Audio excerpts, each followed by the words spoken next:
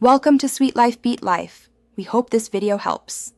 You start by confirming the monitor's input and resolution so you buy the right adapter. This prevents signal mismatch. Once done, plug the HDMI into the Apple TV and the other end into the monitor or adapter. Make sure connections are snug. Power the Apple TV from its adapter and turn on the monitor.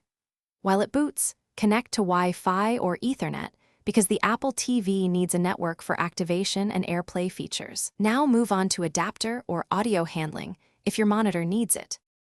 If your monitor is non-HDMI, attach an active HDMI to DisplayPort or HDMI to DVI adapter.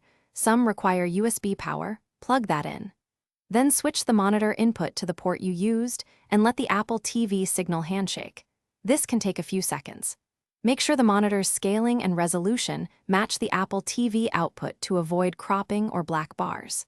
If the monitor has no speakers, route audio through an extractor or Bluetooth speaker. Finally, complete Apple TV initial setup on screen and sign in to your Apple ID. You finish by verifying video and audio. Open an app and stream short content, then test AirPlay from your phone. Make sure display settings on the Apple TV match the monitor's capabilities. Toggle HDR or set SDR if colors look off. If the image is missing or garbled, reboot the Apple TV and monitor first, then try a different HDMI cable or adapter. As a key troubleshooting tip, update TV OS and any adapter firmware. Outdated software often causes handshake failures, so install updates and retry the connection. Thanks for watching. Consider subscribing if we helped you.